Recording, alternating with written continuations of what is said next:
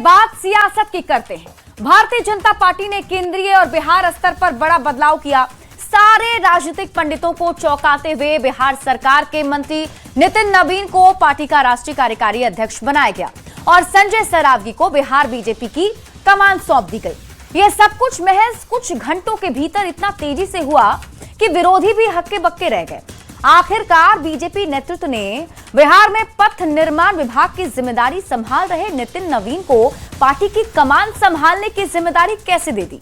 BJP के नेता यही दलील दे रहे हैं कि पार्टी ने एक जमीनी कार्यकर्ता को मौका दिया जिसके बारे में कोई सोच भी नहीं सकता था, लेकिन अब से पार्टी का हर एक कार्यकर्ता सोच सके और कड़ी मेहनत करे।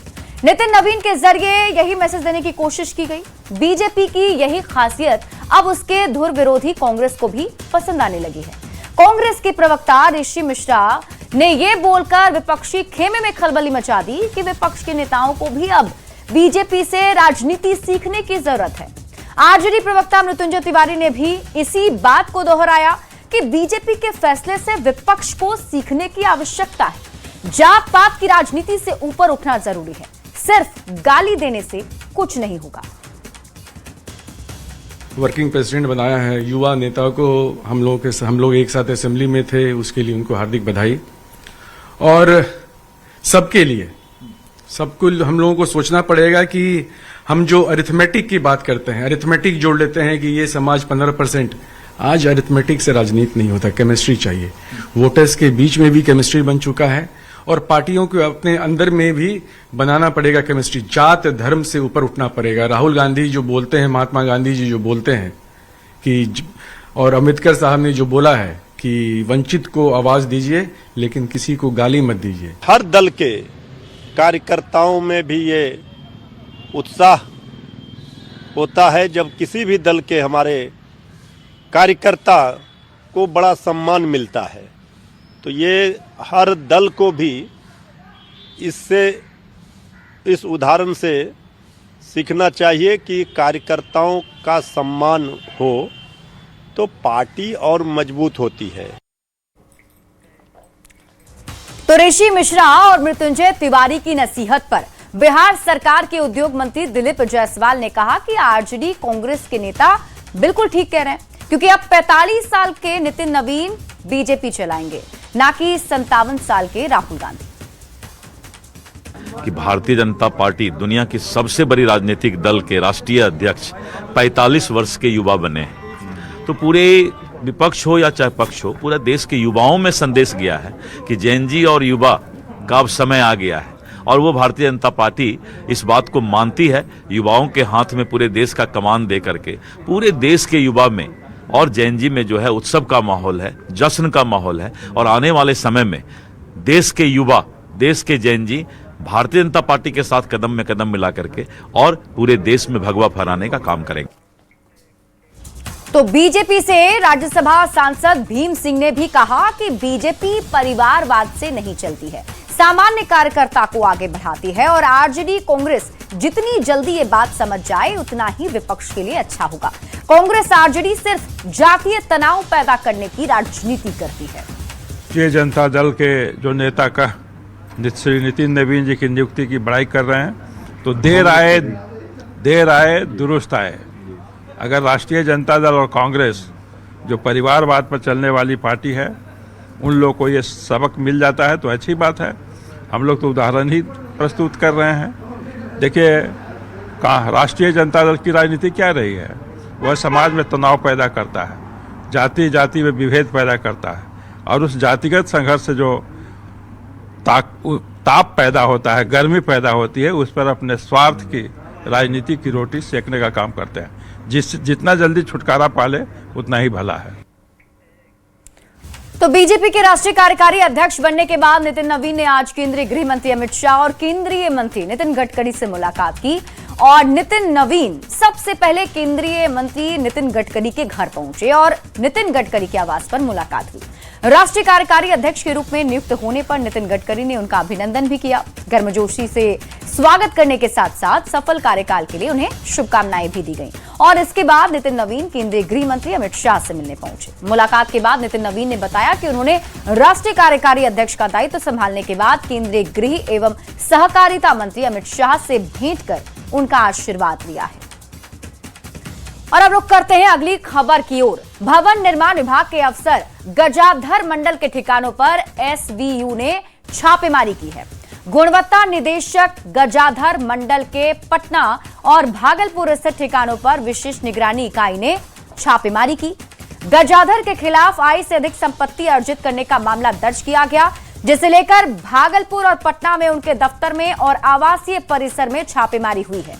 बताया जा रहा है कि गुणवत्ता निदेशक गजाधर मंडल पर आय से 2,82,61,000 रुपए की अधिक संपत्ति जुटाने का आरोप है। आरोपी अफसर गजाधर मंडल की पोस्टिंग फिलहाल दरभंगा में है और जानकारी मिली है कि गजाधर मंडल के पटना स्थित राजवंशी नगर कार्यालय के चैम्बर से कुछ कागजात जब्त किए गए हैं।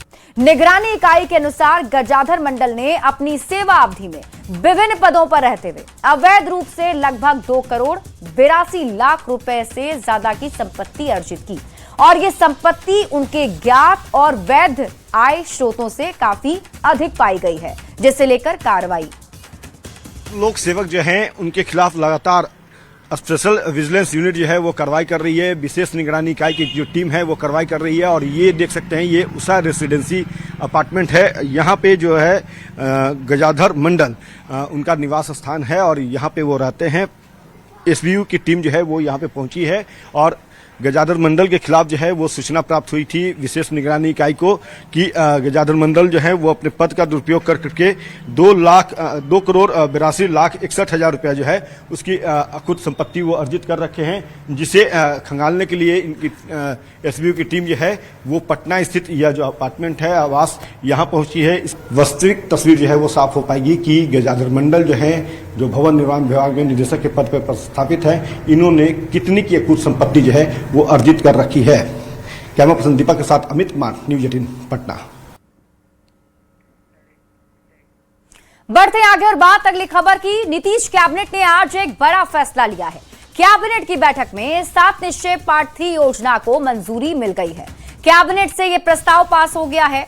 कैबिनेट सचिवालय में हुई मंत्रिपरिषद की बैठक में निर्णय लिया गया है कि बिहार में न्याय के साथ विकास के लिए साल 2025 से 2030 तक 7 निश्चय 3.0 का गठन कर विकास किया जाएगा। बिहार चुनाव में बम्पर जीत के बाद बिहार में फिर से सरकार बनाने के बाद यह फैसला बहुत ही बड़ा माना जा रहा है, क्योंकि पिछले 3 टर्म से मुख्यमंत्री नीतीश कुमार लगातार 7 निश्चय के संकल्प के साथ ही काम करते आ रहे हैं। पिछली बार 7 निश्चय पार्ट 2 और इस बार 7 निश्चय पार्ट 3 योजना के साथ विकास की राह पर सरकार चल पड़ी है। यहाँ के मार्केट में भी आएंगे और राशि यहाँ, और हम इसलिए पीपीपी मोड पर सारे चीजों को ला रहे हैं कि हमारे यहाँ इन्वेस्टमेंट कीजिए। 50 लाख करोड़ हजार करोड़ रुपया का यदि हम इन्वेस्टमेंट होगा बिहार में, तभी तो बिहार समृद्ध होगा। आने वाले 5 साल में हम बिहार को कहाँ देख रहे हैं सर? एकदम बिहार अगले 5 से 10 वर्षों में टॉप 5 के अंदर होगा। और देखिए, बिहार में बिजली की बहार आने वाली है। नीतीश सरकार ने एक और बड़ा कदम उठाया है। ऊर्जा विभाग में निवेश का निर्णय लिया गया है और सरकार का 6000 मेगावाट ऊर्जा उत्पादन पर जोर है, जिसके लिए 50,000 करोड़ से ज्यादा का निवेश किया जाएगा। सीएम नीतीश कुमार ने आज एक कदम उठाया और ऊर्जा विभाग में नव चयनित 2390 कर्मियों को नियुक्ति पत्र भी सौंपा। इसकी नियुक्ति Bihar state power holding company की ओर से की गई है और सीएम ने नए कर्मियों को बधाई दी और कहा कि सभी से उम्मीद करता हूं कि पूरी मेहनत और लगन से काम करेंगे, बिहार को और आगे बढ़ाएंगे। सीएम ने यह भी कहा कि बिहार सरकार की ओर से युवाओं को सरकारी नौकरी और रोजगार उपलब्ध कराया जा रहा है। अगले 5 साल में 1 करोड़ सरकारी नौकरी और रोजगार उपलब्ध कराने का लक्ष्य रखा गया है, जिसके लिए सरकार हर मोर्चे पर काम कर रही है। आप लोगों को भी बधाई है इसके लिए कि बिहार आगे बढ़ रहा है। आगे आने वाले वक्त में जो इंडस्ट्रियल डेवलपमेंट होगा उसके लिए पावर की जो आवश्यकता हो उसकी पूर्ति के लिए हम लोग काम कर रहे हैं। कितना का इन्वेस्टमेंट हुआ सर आज? अभी तक 50,000 करोड़ का हुआ है और 6,000 मेगावाट का पावर सेक्टर में। और अब बात एक रोचक खबर की जिसकी चर्चा खूब हो रही है। खबर दरभंगा से है, जहां पुरुषों को महिला रोजगार योजना की राशि भेज दी गई और अब त्रुटि पकड़े जाने के बाद सरकार ने 10-10 हजार रुपए की रिकवरी के लिए नोटिस जारी किया है। मामला दरभंगा के जाले विधानसभा का है। अहियारी गांव में 3 पुरुषों को नोटिस जारी कर पैसे वापस करने को कहा गया। हालांकि तीनों बेहद गरीब और दिव्यांग बताए जा रहे हैं। तीनों ने सरकार से माफी मांगते हुए मदद की गुहार लगाई है। वहीं आरोप है कि अधिकारियों की गड़बड़ी के कारण पुरुषों के खाते में पैसे भेजे गए, जिसका खामियाजा अब इन लोगों को भुगतना पड़ रहा है। बताया जा रहा है कि तीनों ने वो पैसे खर्च भी कर दिए हैं। अब इस मामले में ना तो अधिकारी कुछ बोलने को तैयार हैं, ना कोई और। बिहार चुनाव से पहले नीतीश सरकार ने महिलाओं को रोजगार में आत्मनिर्भर बनाने के लिए महिला रोजगार योजना के तहत 10-10 हजार रुपये दिए थे। हम अभी कमतौल प्रखंड में हैं और जाले विधानसभा क्षेत्र में हैं और अहियारी जो गांव है वहां पे हैं और धीरे धीरे 10,000 रुपये जो बताया जा रहा है सरकार के द्वारा कि गलती से पुरुषों के खाते में चला गया था, वैसे कुछ लोग हैं जिनके पास अब लगातार नोटिस आना शुरू हो गया है। क्या हुआ था, पैसा कब आया और कैसे आया? पैसा हम लोग को दिवाली से पहले 10,000 खाते में आया। तो हम लोग तो यही समझे कि सरकार जिस तरह से महिला को 10,000 रुपया दिया जा रहा है, तो हम लोग भी एक विकलांग है, तो हो सकता है।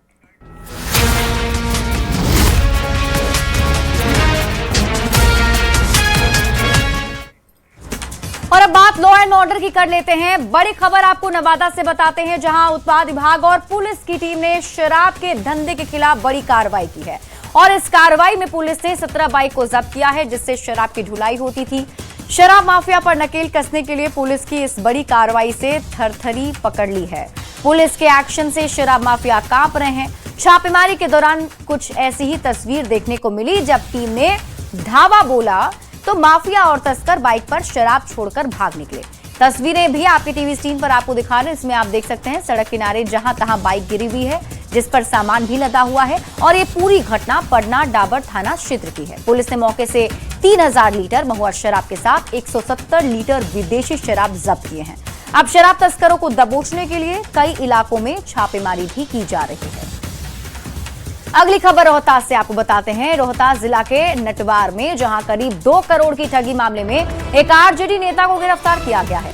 गोपालगंज से आरजेडी नेता को गिरफ्तार कर जेल भेज दिया गया। जानकारी के मुताबिक पटना के पंकज कुमार सिंह ने नटवार थाना में केस दर्ज कराया था कि गोपालगंज के रहने वाले आरजेडी नेता प्रदीप देव उनसे गोदाम से चावल दिलाने के नाम पर 1 करोड़ 98 लाख रुपए अलग अलग किस्तों में ले चुके हैं, लेकिन इसके बाद अनाज नहीं दिया गया। अब उन्हें ठगी का एहसास हुआ तो केस दर्ज कराया है, जिसके बाद पुलिस ने आरोपी आरजेडी नेता प्रदीप देव को गिरफ्तार किया है। कांड संख्या 140-24 जो कि दिनांक 14 अगस्त 2024 में दर्ज कराया गया था। इसमें कुल 11 नामजद अभियुक्त थे और प्रदीप देव इनमें से प्राथमिकी अभियुक्त थे। इस कांड में FCI गोडाउन नटवार से अनाज दिलाने के नाम पे कुल लगभग 1 करोड़ 98 लाख रुपए की ठगी की गई थी। इस कांड में वादी पंकज कुमार सिंह थे और इसी मामले में प्रदीप देव की गिरफ्तारी हुई है। और अभी पटना सिटी से आपको बड़ी खबर बताते हैं, जहां नशे के खिलाफ पुलिस ने बड़ा एक्शन लिया है। आलमगंज थाना पुलिस और औषधि विभाग की टीम ने मंडी इलाके में छापेमारी कर करीब 3,000 प्रतिबंधित नशे का इंजेक्शन बरामद किया और एक तस्कर को गिरफ्तार किया है। पुलिस ने मुखबिर की सूचना पर कार्रवाई की। जानकारी के मुताबिक आरोपी ऑटो में सवार होकर भारी मात्रा में इंजेक्शन लेकर उसकी सप्लाई करने के लिए आलमगंज पहुंचा था। सूचना मिलते ही टीम ने कार्रवाई की और आरोपी को गिरफ्तार कर लिया है।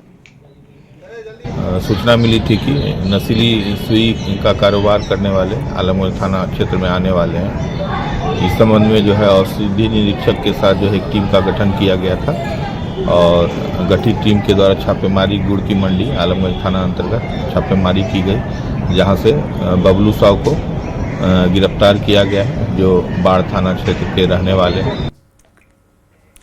और देखिए, पटना सिटी में एक और बड़ी कार्रवाई की गई है। पटना पुलिस ने कंकड़बाग इलाके में भी नशे के 3 सौदागरों को गिरफ्तार किया। आरोपियों में एक महिला भी शामिल है। पुलिस ने आरोपियों के पास से नशे के इंजेक्शन भी बरामद कर लिए हैं और आपको बता दें कि बड़ी कामयाबी पुलिस की टीम को मिली है। तस्वीरें भी आपकी टीम की सूचना मिली थी कि कुछ लोग वहाँ पे नशीली सुइया जो है उसका बिक्री कर रहे हैं। उसी में 3 लोगों को गिरफ्तार किया गया, अमरजीत कुमार, सोनम देवी और रवि पासवान। ये तीनों रामकृष्ण नगर के रहने वाले हैं, बट झुग्गी झोपड़ी में रहते हैं। इनके पास से 151 नशे की सुइयां बरामद हुई है। इन लोगों को विधिवत गिरफ्तार करके जेल भेजा गया है।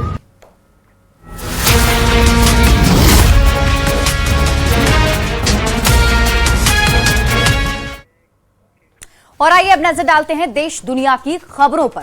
संसद का शीतकालीन सत्र जारी है और आज यानी कि मंगलवार को लोकसभा में VBG रामजी नाम का एक बिल पेश किया गया, जिस पर हंगामा शुरू हो गया। सरकार इस बिल के जरिए महात्मा गांधी राष्ट्रीय ग्रामीण रोजगार गारंटी कानून यानी कि मनरेगा की जगह नया कानून लाने की तैयारी में है।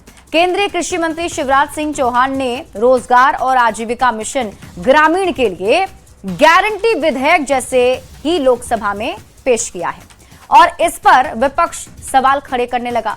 बिल पेश होते ही कांग्रेस सांसद प्रियंका गांधी वाड्रा ने बिल पर सवाल उठाते हुए पूछा कि बेवजह मोदी सरकार ऐसा क्यों कर रही है। नाम बदलने की सरकार की सनक समझ नहीं आती। आपको बता दें कि मोदी सरकार रोजगार देने के लिए ये बड़ा बदलाव करने जा रही है। VBG रामजी योजना सह मनरेगा को पूरी तरह बदल देगा, जिसके तहत 125 दिन रोजगार की गारंटी मिलेगी, जबकि मनरेगा के तहत 100 दिन रोजगार की गारंटी होती थी।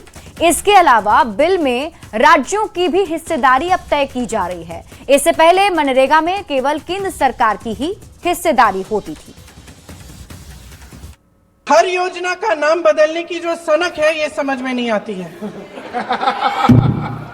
सर, जब ये किया जाता है तो सरकार केंद्र को पैसे खर्चने पड़ते हैं। सर, ये विधेयक वापस लिया जाना चाहिए। इसके बदले में सरकार को एक नया विधेयक पेश करना चाहिए। खत्म करूं। महात्मा गांधी जी मेरे परिवार के नहीं थे, लेकिन मेरे परिवार जैसे ही हैं और इस पूरे देश की यही भावना है। सर, 3 देशों की विदेश यात्रा पर पीएम मोदी हैं। आज जॉर्डन पहुंचे हैं, जहां जॉर्डन के क्राउन प्रिंस अल हुसैन बिन अब्दुल्लाह द्वितीय ने पीएम का जोरदार स्वागत किया और खुद ही कार ड्राइव कर पीएम मोदी को जॉर्डन संग्रहालय ले गए। प्रधानमंत्री नरेंद्र मोदी की जॉर्डन यात्रा ने भारत और जॉर्डन के रिश्तों को और मजबूत किया है। इस यात्रा के दौरान 5 महत्वपूर्ण समझौतों पर हस्ताक्षर किए गए। ये समझौते ऊर्जा, जल संसाधन प्रबंधन, सांस्कृतिक आदान प्रदान, डिजिटल समाधान और पेट्रा और एलोरा के बीच जुड़ाव से संबंधित है।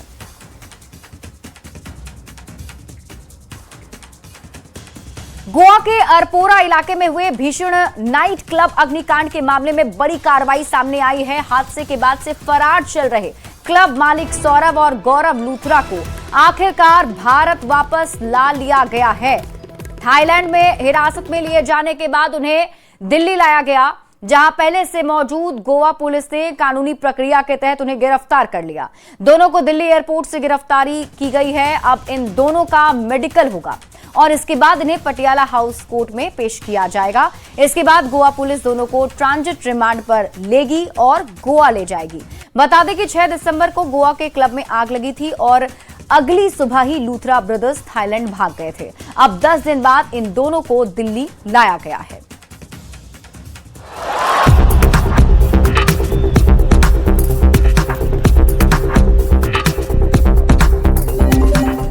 और अब खबरें खेल की। दुनिया की सबसे बड़ी क्रिकेट प्रीमियर लीग IPL के 19वें सीजन का मिनी ऑक्शन चल रहा है और इस नीलामी का आयोजन अबू धाबी में किया जा रहा है। अपनी अपनी टीम में 77 खिलाड़ियों को खरीदने उतरी 10 टीमें प्लेयर पर खूब पैसे बरसा रही हैं। सबसे ज्यादा कोलकाता ने पानी की तरह पैसा बहाया है। KKR ने 25 करोड़ 20 लाख में ऑस्ट्रेलिया के ऑलराउंडर कैमरन ग्रीन और 18 करोड़ में मथीशा पथिराना को अपनी टीम में शामिल किया। ग्रीन IPL इतिहास के सबसे महंगे विदेशी खिलाड़ी बने। रवि बिश्नोई को 7 करोड़ 20 लाख में राजस्थान रॉयल्स ने खरीदा। इसके अलावा वेंकटेश अय्यर को 7 करोड़ में रॉयल चैलेंजर्स बेंगलुरु ने अपनी टीम में शामिल किया है।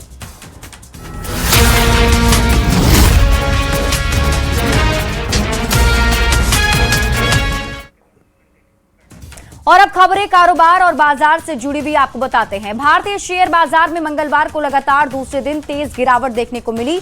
रुपए में लगातार कमजोरी और विदेशी निवेशकों की बिकवाली के बीच निवेशकों का भरोसा डगमगा रहा है। इससे सेंसेक्स टूटा और निफ्टी भी लुढ़का है। इस गिरावट के चलते निवेशकों की संपत्ति में करीब 3.5 लाख करोड़ की कमी आंकी गई है। आज सेंसेक्स और निफ्टी दोनों बड़ी गिरावट के साथ बंद हुए। सेंसेक्स 533 अंक की गिरावट के साथ 84,679 के स्तर पर बंद हुआ, जबकि निफ्टी 167 अंक फिसलकर 25,860 अंकों के स्तर पर बंद हुआ है। मिड कैप शेयरों में भी पूरे दिन उतार चढ़ाव देखने को मिला। निफ्टी मिड कैप 50 मार्केट 148 अंक की गिरावट के साथ 17,114 अंक पर आज बंद हुआ है। और इसी के साथ इस बुलेटिन में अभी के लिए बस इतना ही। आप देखते रहिए न्यूज़ 18 बिहार झारखंड।